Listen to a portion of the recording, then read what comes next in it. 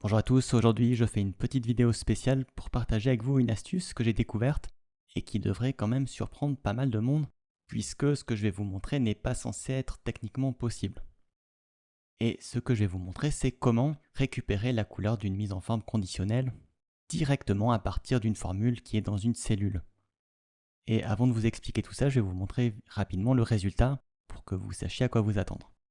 Donc ici, j'ai une fonction couleur qui renvoie la couleur de la cellule B2 et il n'y a aucun fond coloré derrière. Vous pouvez voir que dans la feuille, il n'y a aucun code. C'est bien une mise en forme conditionnelle. Si je change l'une des valeurs, vous pouvez voir que toutes les couleurs ont bien changé. Donc en fait, cette formule permet de récupérer la couleur d'une mise en forme conditionnelle, ce qui n'est pas censé être possible. Pour faire ça, il faut utiliser display format qui permet de récupérer la couleur qui est affichée et non la couleur de la cellule de base. Et en principe, c'est disponible à partir d'Excel 2010.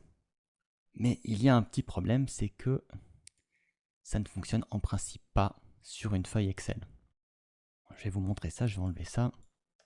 Donc si j'entre cette fonction couleur cellule, vous allez voir, ça renvoie une erreur. Pourtant, si je fais rapidement un test ici, et je mets également la cellule B2, vous pouvez voir que là, la couleur est bien renvoyée. Le problème, c'est que vous ne pouvez pas faire ça directement sur une feuille Excel. Ça ne fonctionne pas. D'ailleurs, si vous regardez sur le site de Microsoft, pour Display Format, vous avez une fonction qui est assez similaire ici, et c'est bien écrit, si la mise en forme conditionnelle est appliquée à une plage, il n'est pas possible de renvoyer cette valeur avec une fonction définie par l'utilisateur. Donc officiellement, ce que je vous montre, c'est pas possible. Le secret pour réussir à obtenir malgré tout la couleur avec une fonction, eh bien, c'est d'utiliser la fonction d'évaluation. Donc ici, j'ai ma fonction couleur. Elle va renvoyer le résultat de cette évaluation, ici. Et vous pouvez voir que c'est l'autre fonction que j'ai testée tout à l'heure, avec simplement le nom de la feuille et l'adresse de la cellule. Et en passant par cet intermédiaire, on peut contourner les limitations d'Excel et faire des choses qui ne sont en principe pas possibles techniquement.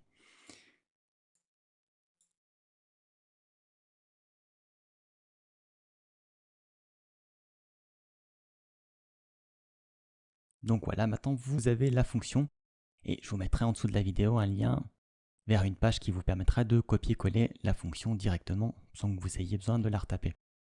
Le fait que cette fonction d'évaluation permette de contourner ce problème et de faire quelque chose qui n'est en principe techniquement pas possible, ça ouvre également d'autres possibilités comme la modification de cellules à partir d'une fonction dans une feuille. Par exemple, si je fais un test rapidement, je vais modifier la cellule à 1 et simplement l'incrémenter à chaque fois que cette fonction est lancée. Et donc là, j'appuie sur Delete pour actualiser et vous pouvez voir que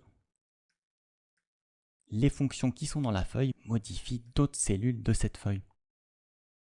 Et pour pousser l'exemple encore un peu plus loin, on pourrait par exemple imaginer colorer les cellules qui sont ici avec la couleur renvoyée par la fonction, en faisant par exemple ceci. Donc là, ça va colorer les cellules avec un décalage de 8 lignes. On part d'ici plus 8 lignes, donc ça va commencer à partir de celle-là. Donc j'actualise, hop, vous pouvez voir que ça a bien fonctionné.